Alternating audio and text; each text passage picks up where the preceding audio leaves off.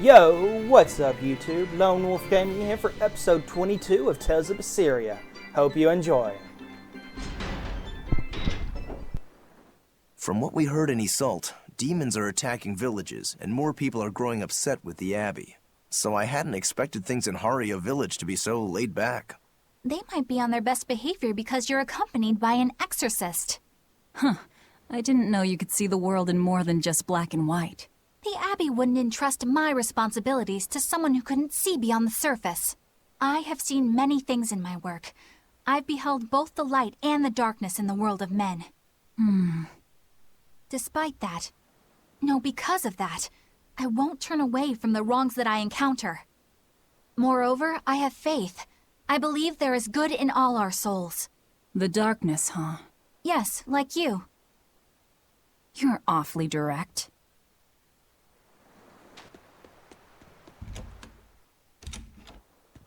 We could use a place to stay.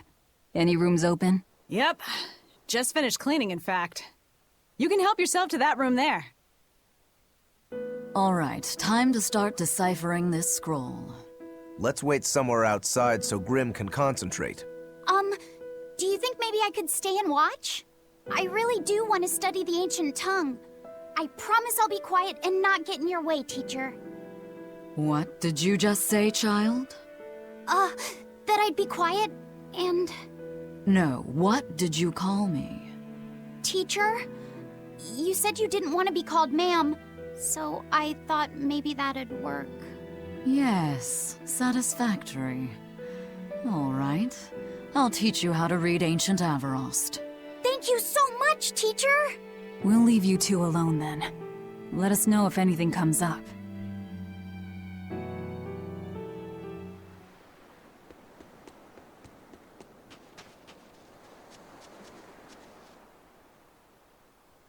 So she digs being called teacher. Well played, Laphicet. She wasn't so fond of ma'am, so I guess he figured he needed an alternative. You can tell how badly he wanted to help her with the languagey work. I think our Malak boy's finally finding himself. So it would seem.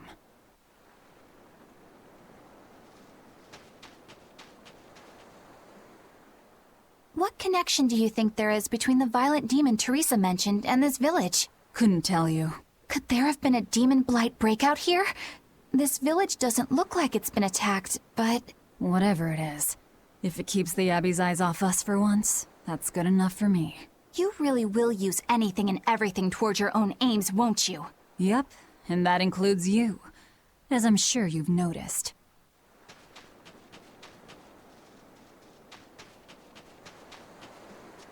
It sounds like deciphering the text might take some time. We should be prepared to wait it out here a while.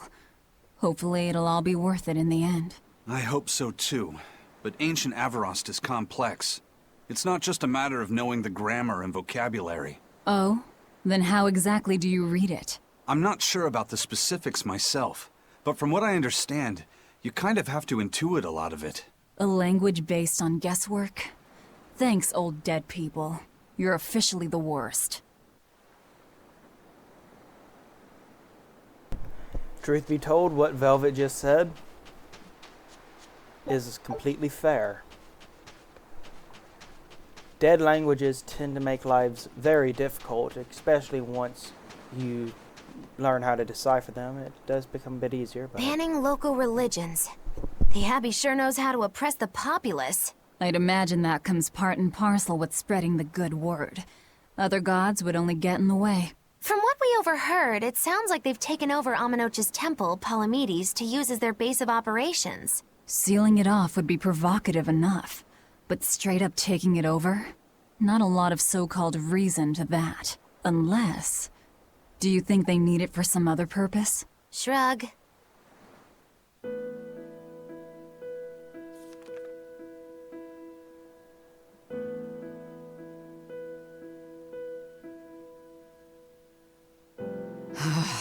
Oh, Ancient Avarost.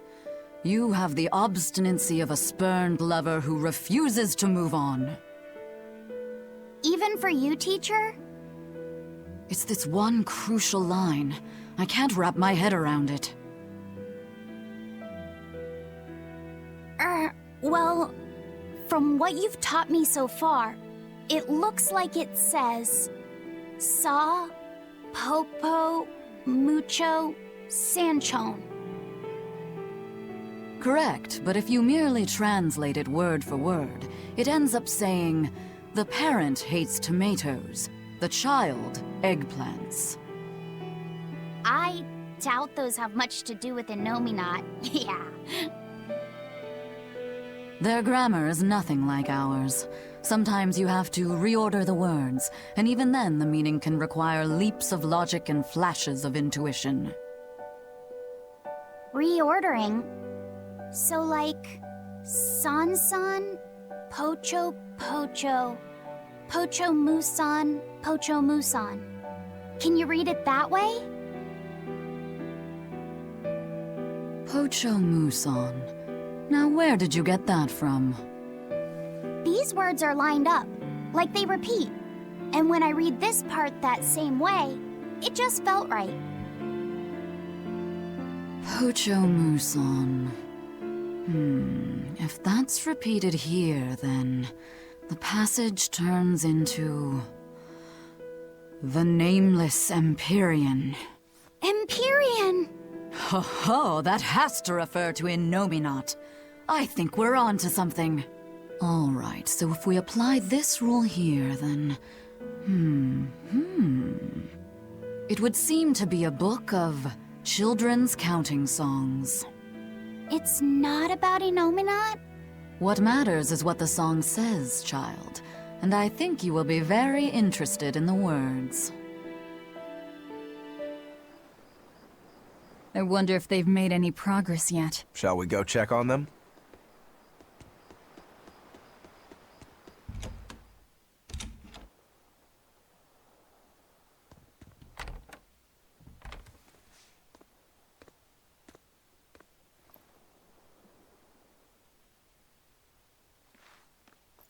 Well, any results? Yes. Well, thanks to the boy here. As it turns out, he has quite the knack for languages. Only because I've got the best teacher. Careful, honey tongue. You'll give this old girl ideas. Huh? Now, child, I'm sure they're curious about the song we unearthed. Why don't you read it aloud? Yes, teacher. Song? 8-headed is the lord of the land, with 7 mouths to devour malevolence. Through pulses of earth doth base nature's flow, as he awaits the time of awakening. 4 Empyreans may tear him asunder, but so long as there is one receptive to divine power, Therians shall be forever reborn, in sight of the full crimson moon. The Nameless Empyrean hath one heart. The Nameless Empyrean hath one body. Therians? Essentially, this ancient text you found is an annotated volume of drawings and songs pertaining to Innominat. Annotated? Then hurry up and just tell us what it means. I'm sorry. So far, we've only figured out how to read the song lyrics. All right. I take it we're still in for a good long wait before it's thoroughly decrypted. Likely so, but if we want to find out what the Abbey is up to, we need to know what's in this book, no matter how long it takes. What the Abbey's up to, is it? I think we can learn much, even from the lyrics alone. The drawings depict him with 8 heads. One of them belongs to his main body, but the other 7 are his mouths. Those mouths consume malevolence, sending it along earth pulses back to that main body so he can awaken. The 7 monsters fitting that description are called... Therians. Right. Now as for this malevolence, I have no idea what that means. What about the second part? I haven't studied much ancient history, but it said this world was created by 4 Empyreans: Earth, Water, Wind, and Fire. But they also call Innominat an Empyrean. Perhaps a war broke out between Innominat and the other Empyreans that resulted in him being sealed away. But if there is someone to connect with this divine power, the Therians will keep spawning. And just like that, Innominat will be revived. If we assume that Shepherd Artorius fits that bill, and that he's trying to reawaken Innominat, everything lines up. Which means our job is to find these Therians and cut off Innominat's heads, so to speak. But where do we even start looking for them? Remember, the song states that the Therians and Innominat's body are connected through earth pulses. If their job is to feed Innominat, the most effective place to position them would be at the earth pulse points. Points? The places where the power of earth pulses is concentrated. Places with that sigil. Hey, remember the barrier that was keeping this bug in the forest? Wait, are you trying to say that thing's a Therian? And yet, it would explain why the Abbey was keeping it locked up. And there was that same barrier at the villa, too. That's right. Do you suppose that was also a Therian? Does that mean the Therians all come in different forms? Should we go to Logres and check? We've just started deciphering the book. I'd hate to lose time on some fool's errand. I'd rather know at least a little more about what's in it before we make a move.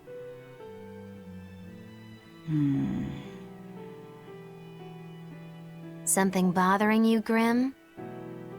This line. The one about Therians being forever reborn.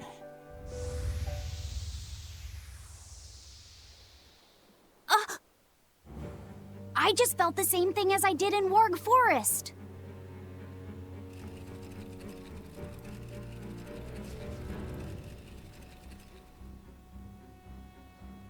The needle's pointing in the direction of Amenoch's temple, Palamedes. Do I recall hearing that the Abbey took that over? Temples and ritual sites are often built on places thought to be rich in spiritual energy. Could the temple possibly be an Earth Pulse point? There's lots of earth pulse points scattered all over the world. If there's only 7 Therians, most of them will be empty. It's not like we have any better leads. If there's even a chance, shouldn't we go check it out? Better than sitting around waiting on the book. If nothing else, we'll find out what Laphicet is sensing. Just a theory, but if you were to kill a Therian... What? I guess there's only one way to find out. Never mind. Good luck out there.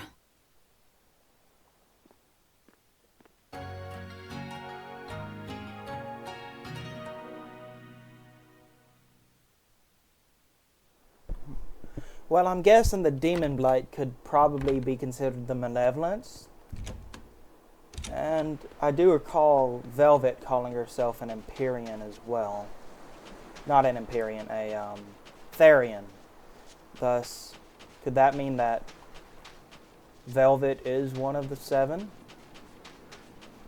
If so, that is a major plot point, and the fact that the Therians are gathering with her there is pretty important too, I'd say.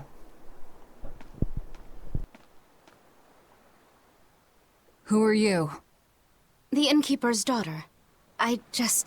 I happened to overhear you all talking about going to Palamedes, and... Did you report us to the Abbey? Report? But you already have an exorcist with you.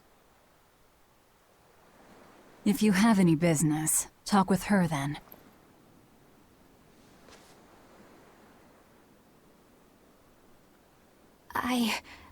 I'm Eleanor Hume, an exorcist with the Abbey. How might I be of service? I want you to look for someone. A mother and her child went to visit the Abbey grounds, but they haven't returned. They've both gone missing? Yes. The mother's name is Mahina. She's a priestess of Aminoch. And her little daughter's name is Kamoana. Hold on. If she's a priestess of Aminoch... Right.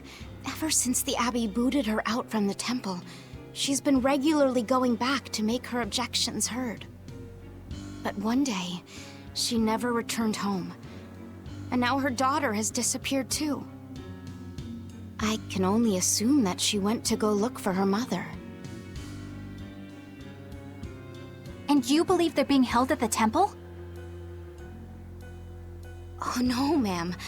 I just can't imagine Mahina would abandon her daughter like that. Kamoana is next in line to succeed her, so she's had a strict upbringing, but her mother truly loves her. Please forgive Mahina for her protests.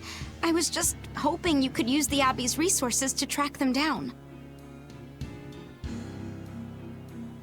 I will do everything in my power to find them.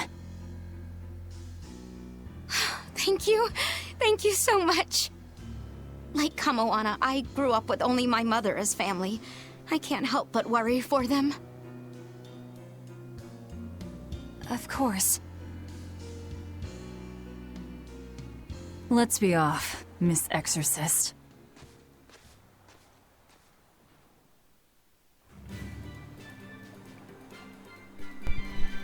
I wonder, is Eleanor finally starting to see the true face of the... Eleanor, what's your game here? The mother and daughter, you mean? That's on me. I'll search for them myself. I don't care about that. Well, what then? Why are you actively helping us decipher the book, when we're using it to thwart the Abbey's plans? You think I might be deliberately misleading you? Laying a trap of some sort for you all? Are you? I think you're a lot of things, Demon. But foolish is not one of them.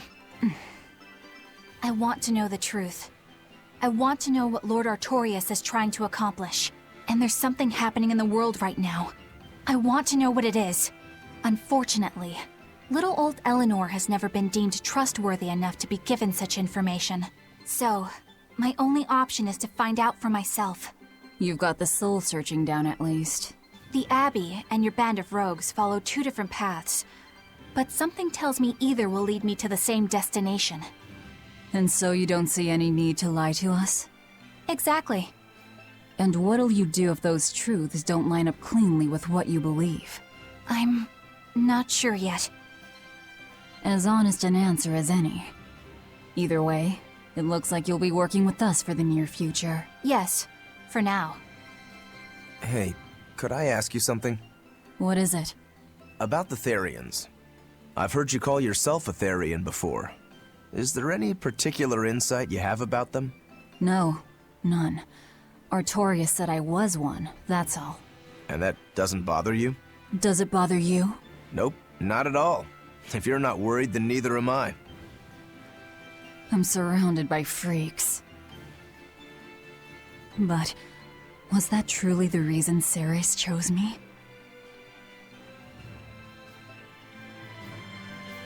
Velvet keeps picking on Madame Eleanor. They're total opposites, so I know they're just gonna clash sometimes, but Velvet takes it too far! You really think they're totally opposite? If Madame Eleanor is a white lily, then Velvet is a black rose. If Madame Eleanor is a soaring Pegasus, then Velvet is a wolf in the shadows.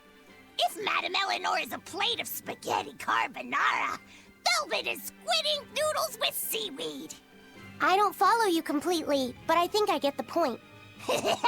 I'm sure you understand. The two have nothing at all in common.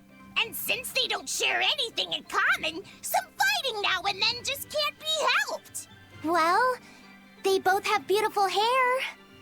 Okay, but we're talking a noble exorcist and an aloof demon. Eleanor sometimes treats you coldly. And Velvet has helped me more times than I can count. Madame Eleanor gives herself fully to the salvation of others, but Velvet is bent solely on revenge. That means they're both motivated by thoughts of others. How is the cheerful and talkative Madame Eleanor at all the same as the brooding, taciturn Velvet? Both of them talk to me when it's just the two of us together. You're just trying to be contrary. I'm only telling you what I've experienced. Actually, I feel that Madame Eleanor isn't really reaching out to me. It's all right if Eleanor doesn't want to talk to you. I'm here for you, Bienfu. You aren't alone. That just makes me feel lonelier. Bien. You two are opposites yourselves. Huh?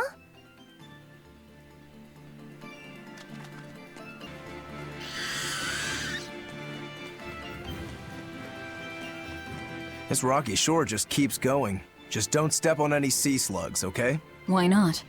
What's the big deal?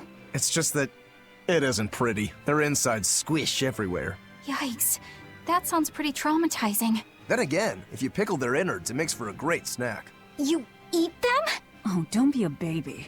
You've had worse. Forget the sea slugs.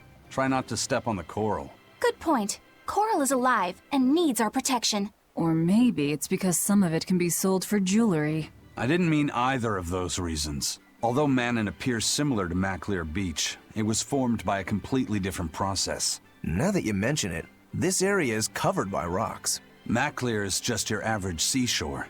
But Manon here was made by the slow corrosion of seaside caves. They were worn away by the waves? That too.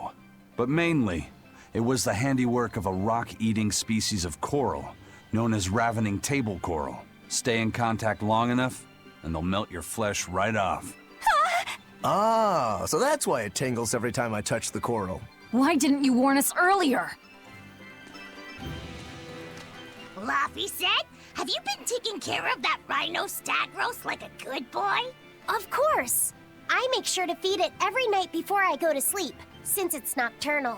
How long are you going to keep on calling it a rhino stag roast? I don't know.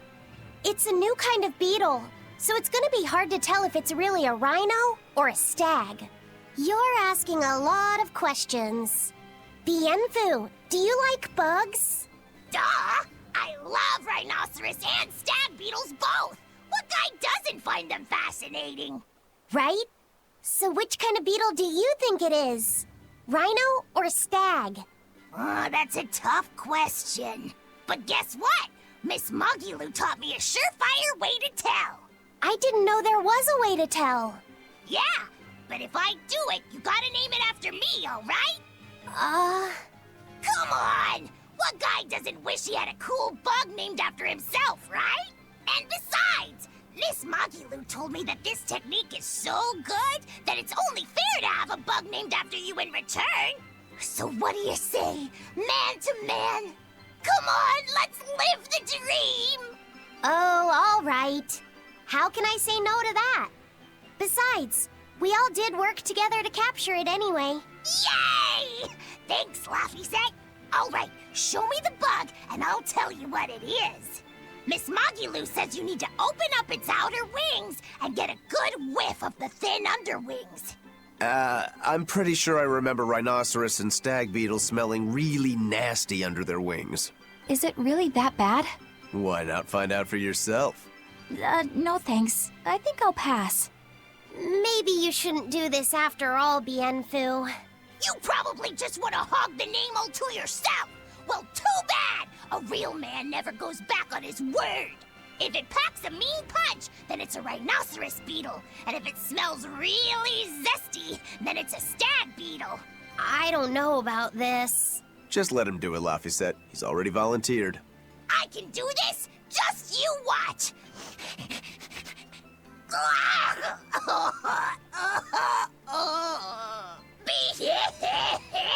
This smell is the most bad thing that ever batted it! Whoa! He fainted with his eyes still open! Hey! Wake up! Wake up, Bienfu! Miss Mogiloo, as soon as I smelled it, my nose literally exploded. He looks like he's having a bad dream.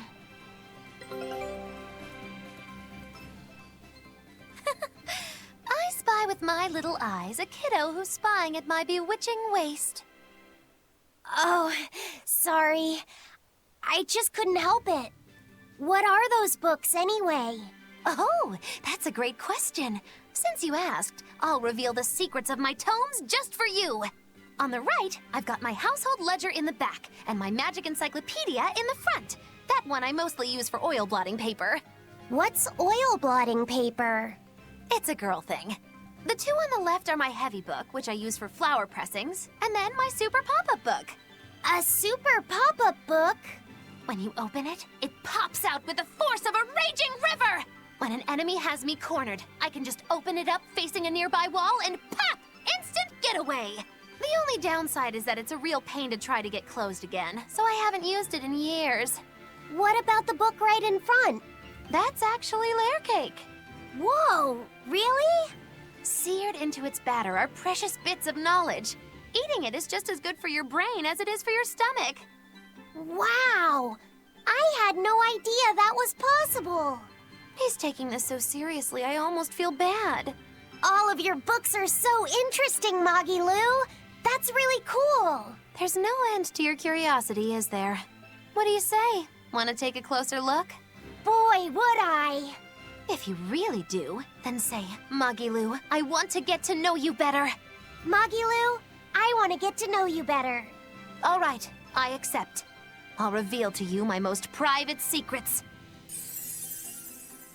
Wow, so that's what's on the other side of these books. I wouldn't have ever guessed that. What the? What are you doing with Laphicet? He said he wanted to see, so I'm showing him. You have no right to stand in the way of his desires. It's my job to protect him as his vessel, especially from someone so wicked as yourself. Also, what you're doing runs contrary to public decency. Witches aren't supposed to be decent. These bindings with the locks on them. This style used to be really popular during the Meliodas dynasty. Now that I know you're such a bad influence for him, I'll be keeping a closer eye on you. If you can't learn to take it easy, nobody's ever gonna want to marry you, you know. Like you're a shining example of marriage material yourself. Hey, Magilu, could you turn them over one more time? I want to see how the book's attached to your belt. Yeah, sure. Hey, Magilu, I was wondering about that book you have on your waist. The one you called your heavy book, for flower pressings. Your curiosity truly knows no bounds, does it, kiddo? Okay, nobody else knows this, but since you're so interested, I'd hate to leave you hanging. My heavy book, the one I use for flower pressings, is none other than a collection of Bienfu's poetry. Bienfu likes to write poems? Yep. You'd never guess it, but he's actually just about the best Moloch poet around. Some people even call him the Great Norman Poet. Here, I'll read you my favorite one. If there is something unimportant happening to the east, I'm made to go there and back. If there is something unimportant happening to the west, I'm made to go there and back. I can never rest nor be at peace. Every day my life is a living hell. That's heavy stuff. Isn't it? That's what makes it so good for pressing flowers. It's so wonderfully, oppressively heavy. Magilu, your face has gone all sinister looking. How about it, Laphicet? Picking up on anything? Yeah, in the direction of the temple. The feeling's getting stronger now. Well, you guys, I hope you all enjoyed this video, and we'll continue on with the story in the next episode. I hope you all had a great day, and peace out.